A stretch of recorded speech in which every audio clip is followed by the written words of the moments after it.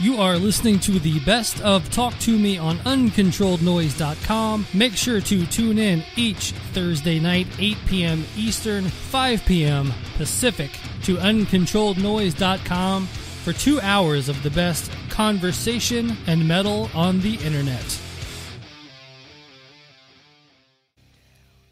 All right, huge thank you to Chris Aiken of the Classic Metal Show for taking some time.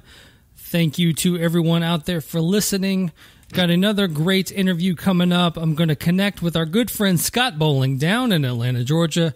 You guys know Scott as the host of Good Company with Bowling, so let's see if we can't get him on the line. Some good jam here. Skype has a good jam. All right, let's see here. Scott, are you there? Oh, man. What's going on, Scott? How you doing? Good. Can you hear me okay? Yeah, I got you. Sounding good. Our good friend Scott Bowling down in Atlanta, Georgia. How you doing?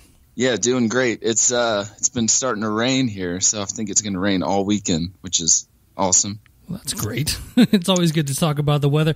So, Scott, you got your show Good Company with Bowling, and since you started the show, man, it's gone through some changes, and now, you know, every time I turn around, you're interviewing like the top of the top guys. So congratulations on how good the show's going.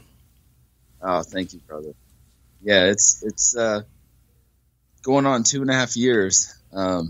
So definitely it's growing, but I still like interviewing local people too. So I kind of, every once in a while you'll see, like, I'll throw in somebody, you know, local. So right. I still like doing that every once in a while, but yeah. Yeah, you got to sneak those people in though. But you know, you sent me a link to your upcoming Phil Demmel interview, and Phil, you know, he was silenced for so long in Machine Head, and now that he's getting the chance to do some interviews, man, it seems like he's kind of coming out of his shell, and he's one of my favorite interviews to listen to and you know, to talk to. Yeah, definitely. And I love the interview you did with him. You did a great job. Right before he came over, I had told a couple of my friends, I was like, listen, when Phil shows up, don't ask him about the split of Machine Head. Everybody's like, oh, that's cool. When he shows up, first thing my friends do is, oh man, that was crazy about that. What was Rob thinking? Right. Like, thanks guys for I warned you not to do that. Right in on it, man. That's too much, man. But yeah, from what I could tell, it was, you know, I loved that you kind of broke the ice with the you know, talking about his bar and things like that. You know, he just seems like he's just a good talker. Like he's you know, good storyteller, good talker. Oh, yes, definitely. And I didn't realize how long that interview was going to be. I was watching it tonight, and I was like, wow, this is like a Rich Ward long interview. I didn't think that could be topped. Right. Yeah, I think when I had Rich on the show, I remember I had to take like 2 or 3 like just quiet bathroom breaks. You know, he just he just kept going and kept going. I was like, come on, man, let's bring it back just a little bit. But yeah, man, Rich will talk your head off. Well, the difference, like, with you, it's your show, so if you could make it a Joe Rogan length if you want to, but for me, I got, like, people looking at me saying, we got to wrap this up. Then we have to switch cameras out and all this, so I get, like, people writing, my crew, people are writing stuff and saying, 10 more minutes, 5 more minutes. So if you notice, like, towards the end of my interview, I'm like, okay, that album's great. Next album, okay, that's good. Nice. That's awesome, man. So let's talk about your going over to start working with Nathan Mowry, who, another guy along with you, just seems to have blossomed, and he's done so much lately. Yeah, so meeting Nathan was awesome. I interviewed Mikey from Islander. I'd never been able to pronounce his last name. Yeah, don't even just say, yeah, Mikey from Islander. Kara or something. But always such a blessing. When I interviewed him, he brought security with him, so that's like the story. And the security was Nathan Mowry. So when they showed up, Nathan was telling me, "Oh, you know Rich Ward? Well, I know him.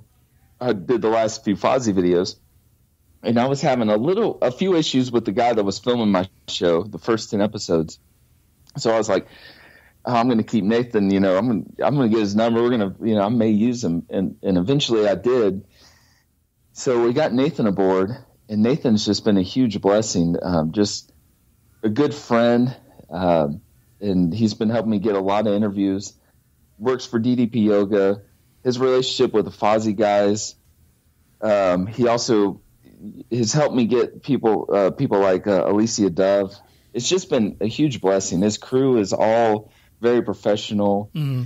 He's even got like a makeup artist. So I was like, this is awesome. So with the, the last year or so, the interviews you've been doing, you're also interviewing like our contemporaries, our peers, with Eddie Trunk coming in, Matt Pinfield, Ricky Rackman, all those guys. And those are the type of guys that honestly, those are the ones that freak me out to interview the most, just because like that's their job is to interview. So the whole time I'm thinking, this guy probably thinking I'm asking stupid questions or I have a stupid voice or something, so how is that for you to kind of sit down with those guys? Okay, that's great. So Eddie Trunk was the first one. I think he was the first one that I interviewed that was his job, and I was totally nervous. I was like, oh, he's going to judge me and everything. It ended up being, at the time I was like, this is the easiest interview I've ever done, because after the interview I was like, well, this is his job, so he makes this easy. I could be horrible at it and he could still he could take over. And so after that I interviewed Jose Mangan, and same thing. I was like, dude, this is so awesome. Just interviewed Ricky Ratman, same thing. I was like, if I just interview rock journalists, it'll be the easiest job ever, because they just take over the interview, as opposed to like when I interviewed HR from Bad Brains. That was the hardest interview I've ever done. I could feel like this. I had like sweat going down my back, because it was just yes, no. So I actually want to get like other people like Kennedy and Kurt Loder. I'm kind of like, I'm just gonna go all out and get as many VJs as I can, I guess. Yeah, get them all, man. But that was the one thing. When I had Ricky on the show, I was, most publicists, you obviously probably don't deal a whole lot with this part of it, but they're told I'm given 20 minutes. So I call Ricky and we're talking, and it hits like 19 minutes. And, I'm like, all right, Ricky, I know we only got 20 minutes. And he says something like, no, man, I'm having fun. We can go as long as you want. And like right then, you know that like you're accepted into the world, Yes, man, that is so. When I heard him say that, I was like, "Yes, that's so cool." And we were talking about you, and he's like, "Oh, I enjoyed that interview. I remember that. That was really fun." Well, that's good, man. Yeah, he definitely shaped my youth, and I'm sure the same with you. So every Saturday night, all my friends were out doing stuff. I'm home watching SNL and Headbangers Ball. So yeah, and the funny thing is like. I totally respect what you're doing, and sometimes me and you both interview the same people. So when you interviewed Ricky, I was like, oh man, you ask all the questions I want to know. So I'm like, I got to figure out other things to talk about. But he was like I was saying earlier, just you can tell he's done a million interviews. So it was just coming up with topics was not a problem. But we did talk about you though, so that's good. He enjoyed it. Well, me and Ricky are bros now, so that's always good. The one thing with interviewing people, and I know that I might ask a question, so you don't want to ask it, but I mean there's so many times that you kind of have to ask some of the same questions to or at least have your own twist on it. And I was actually talking with Chris Aiken a few minutes ago about when I go to interview someone, I'll go back and I'll listen to them with other people, and either hear them talk about something and I would want to steer it one direction. So I want to, maybe take what they said originally and then ask them a follow up that wasn't asked the first time, or if they're adamant about talking about just the record, you kind of get that vibe too. So it's not, you just got to make it your own, I guess. You can kind of swipe some questions, but got to make it your own. Totally. I totally agree. So like when I hear an interview and they skip, like if they're going over an album and they kind of skip by it quickly and it's an album that I like, I kind of make mental notes. So you're exactly right. So I'll think of things the person didn't ask them. Like, I wish they asked this, and then I'll make sure and do that. I'm pretty jealous that you got to interview Sonny Mayo, by the way. He was almost going to come over here, but it's just such we're planning on eventually. But his story was just, your interview with Sonny was just amazing.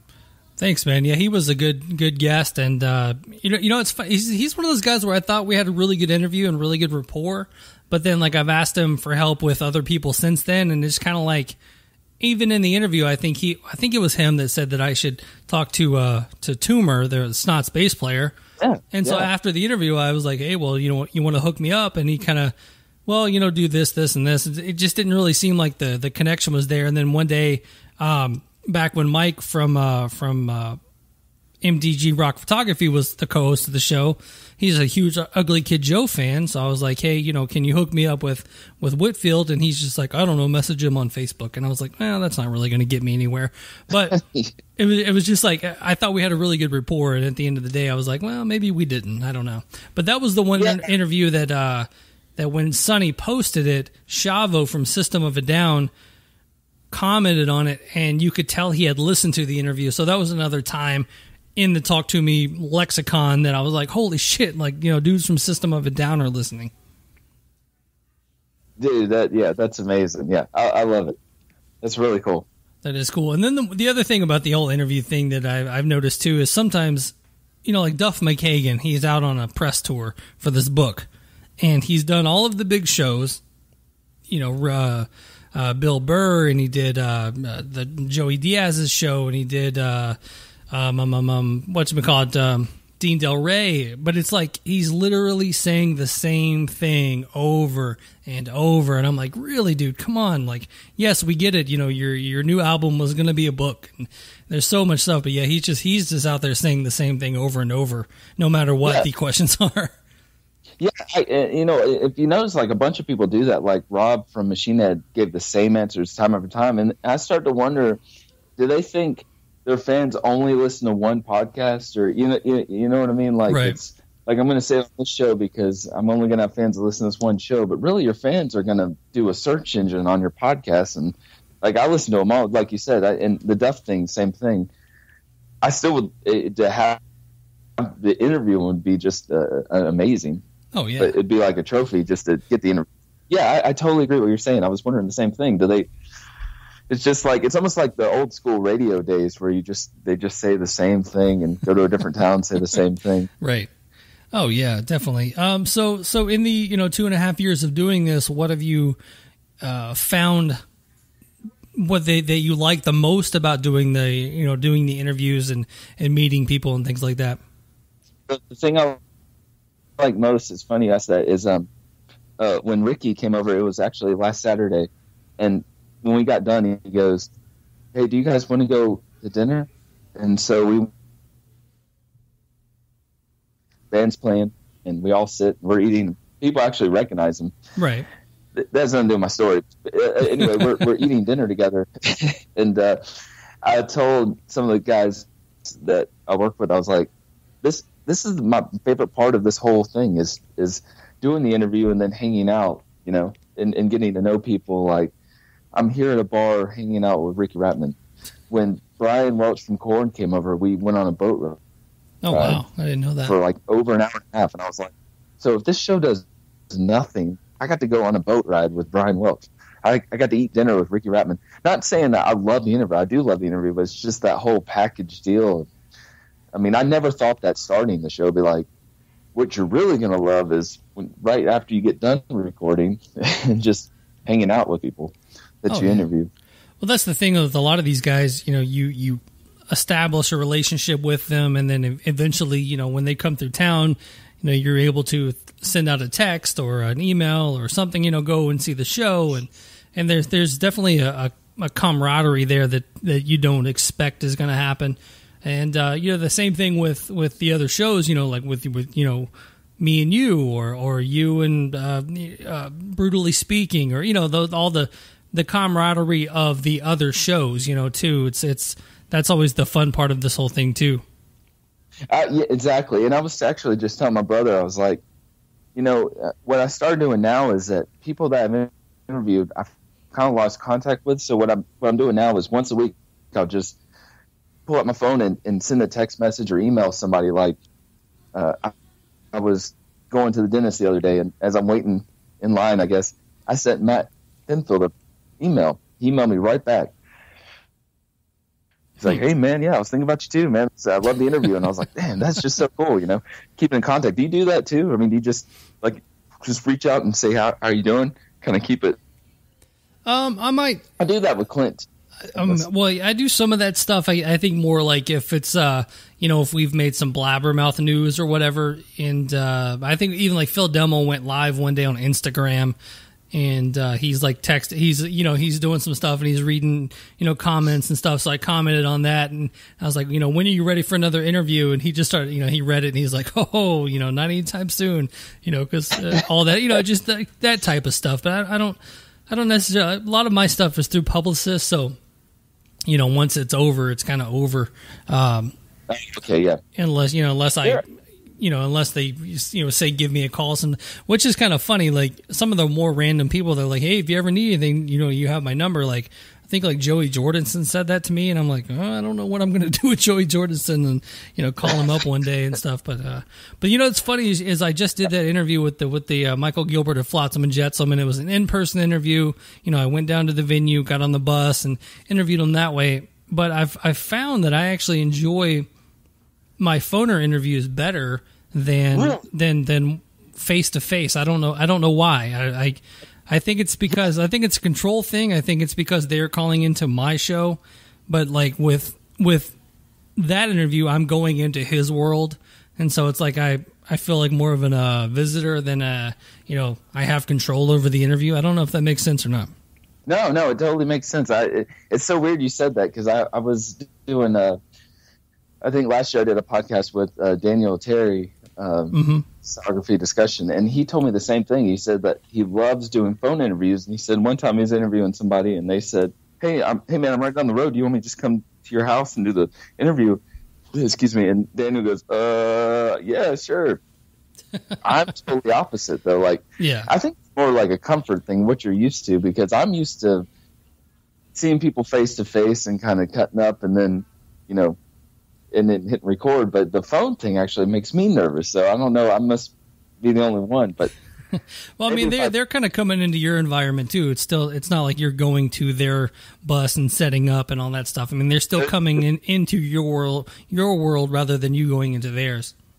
True. And with that being said, on Saturday, speaking of, I'm going into Striper's world on their bus and interviewing the entire band. So I was going to ask you a question. How do you do that you got all the guys sitting right in front of you. I mean, you've interviewed bands before, right? The entire lineup. I've done some of the worst stuff I've ever done is where they said that they wanted to do like a conference call interview. And so at that point, you kind of those guys aren't in the same room together. And so you're trying to, basically herd cats and get this interview going. And so like when I did David Silvera, I had to do it with his band Bias. And so that's 5 dudes that are all doing different stuff. And so you got to kind of like keep a list of names in front of you and be like, hey, David, so when you did this, and hey, Joe, when you did that, you have to kind of almost curtail the questions to them and try to keep it on track that way. Oh, yes. Yeah. So that's totally different being on the phone. And yeah, I totally get that. Yeah. I forgot you did that interview. That was really cool. I guess when I interviewed the band Dead at Louder Than Life, they all kind of came and sat down, and it's one of those deals where my mobile rig is just 2 microphones. So they kind of had to like pass the microphone in between them and stuff like that. So it kind of gets squirrely, especially when somebody wants to chime in that's not on the mic and all that stuff too. Yeah, it's kind of tricky. Like I'm so green on this. I'm like, do I just ask a question and just kind of throw it out there to everybody? And right. So yeah. If you were a pizza topping, what pizza topping would you be, Michael? What do you think? Well, cool, good. Scott. Well, who you got coming up? And as we wind this one down, who you got coming up on the show? I got a few people. So Saturday, I got the Striper guys. I've never told anybody this. You're the only person I've told this to, but I have Chris Farley, the comedian, rest in peace. I got his brother on the show. His brother's done some cool stuff, man. It's he's done a few good things. So yeah, he's funny. Well, he's got a ton of brothers, so I got one of his brothers. I don't know which one. Did you get I mean, he's got one comedian brother. I don't know. Did you get that one? Yes. So I have the older brother. I have the brother that wrote a book about Chris Farley. Okay. So he's going to talk about his book. Also, I have Head from Corn coming back. Nice. And we're going to have that interview. Then we're going to have a Rich Ward and Head interview talking about 80s albums, or to pick 3 80s albums. So that's coming up. Pretty excited about that one. Well, cool, man. Well, what's the best place for people to find you? Best place is scottgoodcompany.com. That's just kind of had the one website that has all my videos all together. You can find me on YouTube. You can find me on Instagram, Facebook under Scott Good Company or Good Company with Bowling. I need to activate my Twitter. I've been getting a lot of slack for that. But do you have Twitter? Do I have Twitter? Yes. Yeah, I do. I don't do a ton on it, but I do, post and I'll post show links and things like that. But I'm more active on Facebook than anything. Yeah. All right, Scott, what do you want us to play us out with? Okay, so there was one song I was going to get as a joke. I was going to ask you to play Frantic by Metallica. I know you just fussed about that. But no, okay, here's the real song. If you watch my show, the intro, Rich Ward did my intro for me. He's the man, but he put Good Company, and he had that song playing. Well, that song is, you probably know, but that song is Rape Whistle off the last Stuck Mojo album. So I picked Rape Whistle by Stuck Mojo. It's the same song played in my intro. Oh, see, I didn't know that actually. I've listened to the new album with with Robbie J on it and stuff like that. But I can throw that on there for you. And well, Scott, man, it was good talking to you. Good catching up, and we will talk to you soon, man. Yeah, thanks for having me on, man. All right, man. See you. Don't forget to check out Talk to Me live every Thursday night, 8 p.m. Eastern on Uncontrolled Noise.